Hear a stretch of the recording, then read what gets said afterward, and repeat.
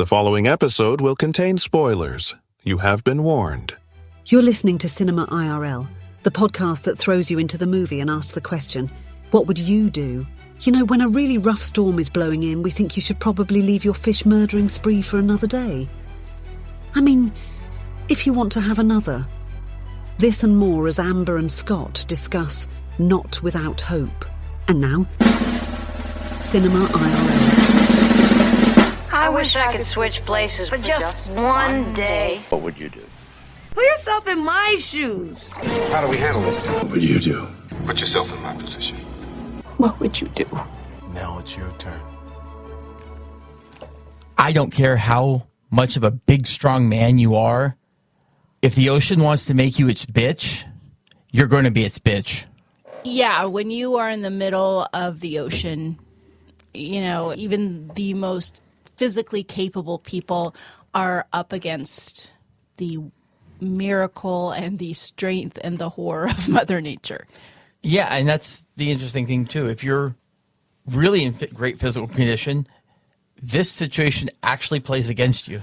Yeah, because you actually want some fat on you to keep you warm. If you're lean and muscular and you're dealing with ice cold water in a storm, that's actually not something in your favor.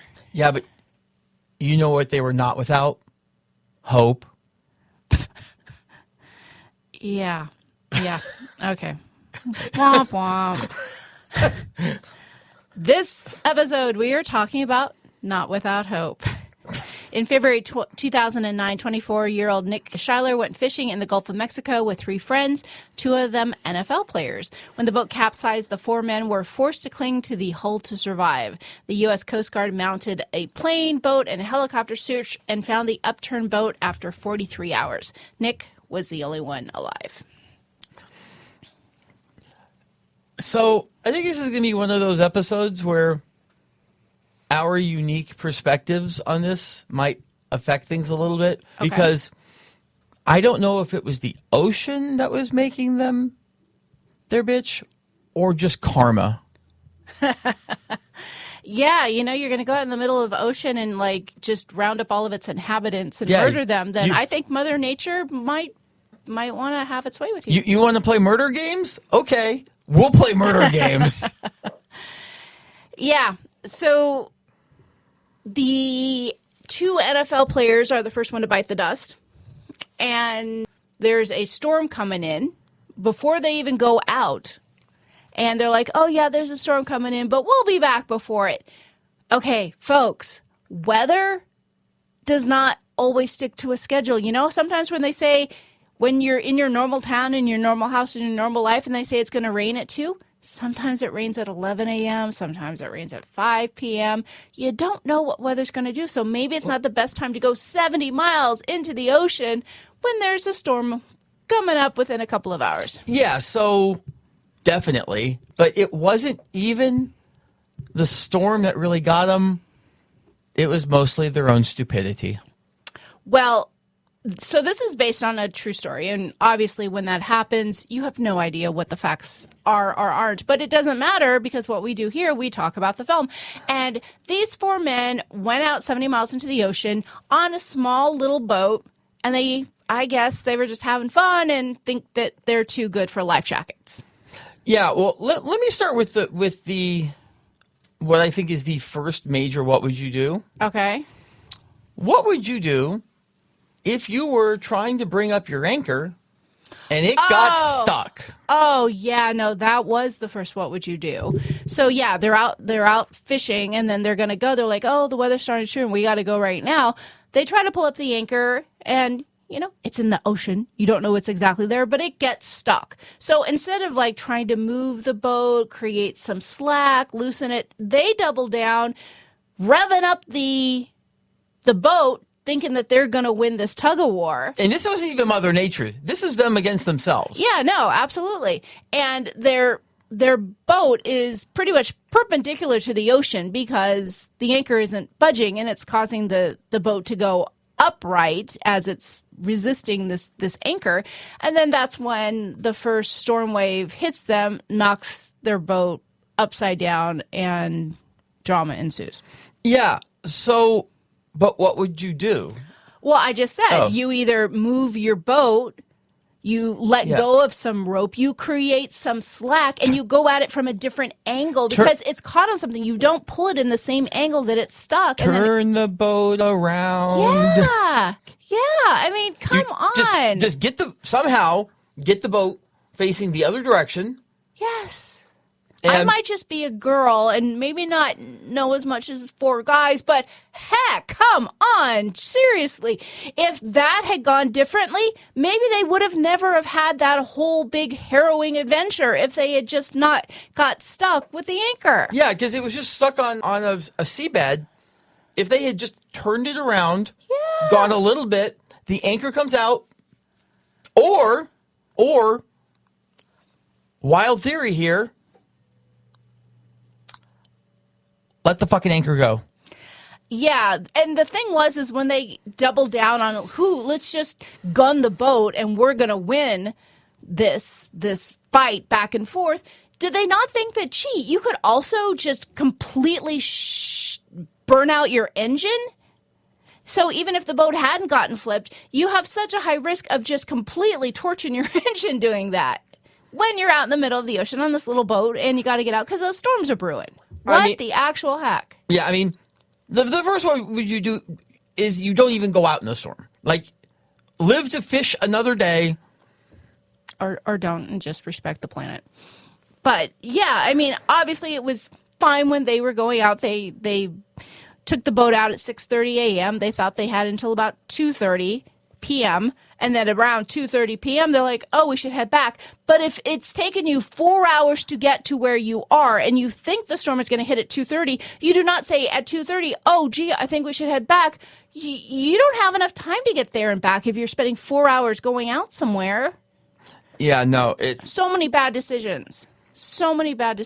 And unfortunately, 3 guys died because of those bad decisions. Yeah, I mean, they tried to flip the boat back around, which... is a nice thought, but you have no leverage. Oh, yeah. You have it creates like a suction to the ocean when you have a boat flipped upside down again. It doesn't matter how many strong people you have, the ocean is stronger. Yeah. I mean, I probably would have tried as well and then realized very quickly that even with this tiny little boat, it wasn't happening. I'm sure there's a name for that in science. I don't know what it is. But you're just when you have something flipped upside down and it creates almost like an airlock where you're not going to be able to flip it back around. Yeah, no, you're right. It's because here's the thing. Even if you can start to get any momentum, the inside of the boat is going to have a ton of water, and that's going to weigh a freaking ton. And you don't have the leverage because you're in the ocean. Yes. It's not like you stand on the ground and then you can start pushing it over. You can't stand on water. You're not Jesus. You're not ever going to get the leverage to actually push it over. Yeah, the only way it's even remotely feasible, and mind you, this is not going to get the job done, is you kind of have to almost form like a human chain where one person goes down and actually grabs the side of the boat upside down, and they chain backwards back up over the boat. Oh. Yeah. And then you try to all pull down and like... Yeah, you use the leverage from the side to the side of the boat and try to use the weight to pull it back over. I understand what you're saying. Yeah, it's not going to work. But... No, it's not, but it's certainly a more sound strategy. So aside from putting on the lifeboats or putting on the life vests, another what would you do is if I were some of the family left at home, I don't know if they were, and again, I'm just going to make sure that when I talk in this film, I'm talking about the film, okay? So if I say something, I'm not intending to be disrespectful to anyone that had this real life experience. I mean, this had to be highly dramatized. I am talking about the characters in the film. So please don't call me out as being callous or insensitive. I'm talking characters in the film. I don't know what's true. I can only speak to the film. That said, when all of the family's like, oh, we called him today and he didn't pick up. If you talk to him, he seems to have a routine when he takes people out on the boat. It didn't seem like a new thing of, hey, there's no signals out on the boat. We're all going to, everyone put your phone into this Ziploc bag and we're going to enjoy ourselves and we're not going to have signals anyway. So number one, why wouldn't the captain, Marquise, why wouldn't his wife know that, first of all, that he does that? Number two, something happened later in the film that you had mentioned as we were saying things in the film, because we were like, what the heck, is apparently there's a GPS, a Garmin GPS, but it's back at the house, and they use that to determine the fishing spot they likely went to. But why is it not on the boat? I mean, maybe. I mean, the only thing I can guess is that they owned a second GPS, or they upgraded, and that was the old one. And what would you do if I'm going? Okay, yeah, I know there's macho things involved here, and guys don't think bad things are going to happen, and women tend to prepare for the accidents and the inevitable. But if I'm going 4 hours out into the ocean, I'm letting someone know where I am. And honestly, I don't know the rules of this, but aren't you supposed to also file with the Coast Guard when you go out somewhere?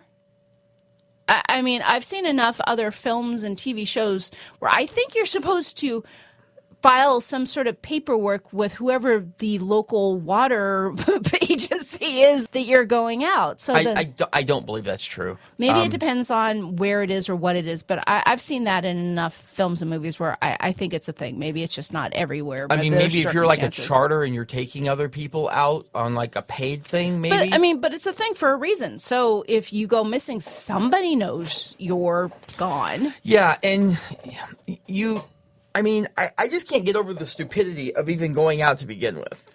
Yeah, if you think a big storm is going to hit at 2:30, even if you go out at 6:30 and you're going 4 miles out, the math there is not in your favor. And the guy, Marquise, he's supposed to move the next morning. I understand wanting to have that last time out with your boys, but I don't know, maybe you make it a shorter trip. I mean, listen, I've had some really fun last hurrahs in my day, completely spoiled by things beyond my control, and I couldn't do them, and that's just the way life is. And this happened in Florida, so you want to be it's Florida. Florida has some scary, scary storms. Florida, you don't be messing around with the weather in Florida. And they're going out to the Gulf of Mexico. And this is where there are some serious weather patterns. Yeah. It's so many things they did that you're not supposed to do. Like that one guy, you don't take off your shirt. You don't take off if you're in that situation, you have to keep all your layers on. And honestly, that's the only reason that Nick survived, because he had that big orange coat. Yeah. I mean, it's not great. Once everything's wet, but it's some resistance against the wind and the salt and the elements and the sun and the cold. Yeah. Marquise took off his shirt because they were trying to get under the boat to get the life jackets and find some stuff, and he was like, "It's harder to get under, so I'm just going to take off my shirt." And I'm pretty sure he was the first one to die. Yep. And 3 of the guys only had life jackets, and the third guy that died didn't even have a life jacket. So, you talk about these things, and is it gonna interfere with you? Is it gonna be a little uncomfortable? But you're out in the middle of the ocean, like you just don't know what's gonna happen. No, you don't, and it's like I said up front. I mean, I don't care how big, strong you are, the ocean will swallow up anyone, like any human on this planet. So the one character in this film that did not have a name that I was consumed with for a good chunk of the film was named Propeller. And the rotary propeller that for the boat. Yeah. And I kept thinking someone's going to get shoved into that and get all cut up, or, as they're bouncing around and the boat's bouncing around, everyone's getting thrown around. I thought, okay, someone's going to get sliced open on that. And Nick is the one who survives, and he, towards the latter part, once he's by himself, he starts hugging the propeller. And all I kept thinking is, I would want to get to the other end of the boat away from that propeller, because if you're tied to the boat like they did themselves and you have a big wave, that could just toss you right into the propeller, and then you're sliced open in the middle of the ocean. And then the sharks are going to come and enjoy you. I mean, I hope for their sake that they have ridden some mechanical bulls, because that's exactly the skill you needed right then and there. When the bull starts bucking, how do you How you hold mechanical, not real bulls. Yeah. But no, Will did get sliced up. Will actually got sliced up badly. Well, I mean, they were all bloody and scratched up and battered, but Yeah, he got it particularly bad. I'm guessing from the propeller. That said, I see your point with the propeller, but here's my point. That thing coming up was the only vertical surface that you could grab. yeah, no, I understand. And it's easy to say, oh, well, I would do things differently when you're desperate and you have no options. I understand hugging that. It just seems so dangerous. But the one thing I thought of during the film that it took them a while to do is I thought, I'm finding some way to attach myself to that boat. Yes, I was like, that's... And it wasn't anything that happened until, two of them had already died and like a day and a half had already passed. But that was my first thing is if you get separated from that boat in a storm, you could be even like 15 feet away from it and not be able to see it to get back when the weather's that turbulent. Oh, yeah, for sure. Yeah, no, they needed to tie themselves to that boat earlier and everyone to each other. Yeah, and then you obviously have to cut them loose when they die. Well, the hope is that they don't die by doing Well, this. and see, that was the super unfortunate part here is because we actually saw the medical degradation of the characters in that when they got hypothermia, apparently you get really hot and you actually show signs of dementia where you start hallucinating, you start acting violent. And that's what we saw with several of the men here is they started, hitting the other guys and saying I'm hot, taking off what clothes they did have. And it was an ugly, brutal way to go out. And then trying to, again, if you were tied to someone, back to what you said, if you're tied to someone who's like trying to slug you or hit you or something like that, then at that point you're having to make a decision. Wow, do I cut you loose to save myself? And they were 4 tight friends. Yeah, and that's the problem. I mean, I know I've discussed this in other episodes in the past about you eventually hit a point of actual insanity, and it stops being about what would you do because you are not in a state like. Oh, I can't even imagine. Just there's so many variables at play there, right? Number 1, you're hungry. You haven't eaten. Number 2, you're thirsty. That's the bigger one. And you have no hope of getting any fresh water. Even when it rained, they're like, open your mouth, try and get the rain. You don't have any sleep. You are physically battered and trying to survive each violent wave in the storm. Yeah, they needed to get that Gatorade bottle earlier. Yeah. And whoever was left at that point, drink some, get some electrolytes and stuff in you. It's not going to be great. And then someone's job is to hold that bottle vertical when the rain comes and hope to collect as much of it as you can to be able to drink. Oh, that's a good idea. Yeah, that's when I would even consider I don't think they had a way really to cut something, but if they could have cut the top off the bottle to eliminate the narrow neck so that it was wider. That's a really good idea. Well, they had the propeller because they used the propeller to cut rope initially Nick did to cut the rope. Yeah, I because here's the thing. Anchor. You're not probably storing water at that point. Like you're dehydrated. Oh, you're using all your energy just to hang on to that darn boat. Yeah, so yeah, I'd also pack more flares. Yeah. I mean, don't get me wrong. I didn't have a problem with their flare usage, though. I don't actually know enough about this as to whether or not a flare would be enough of a source of heat to help somebody going through hypothermia. I don't know that they are because keep in mind, too, that they had those flares underwater. Yeah. So I don't know. There might be different kinds of flares. I'm not really sure, but I don't think they're the typical explosive heat kind of Yeah, things. that's kind of what I was thinking is too as well. That maybe that one shouldn't have been used. I mean, here's the thing: if you're going out in the ocean you need to, like, it's no joke. Like, you might put on sundown lotion and have beers and a bathing suit or whatnot, but you are in the middle of a whole land, a water land, that there are variables, and you need to be prepared in case of an emergency. Yeah, I mean, and even your loved ones, you need to say, we're going to go out. Our plan is to be back by 5.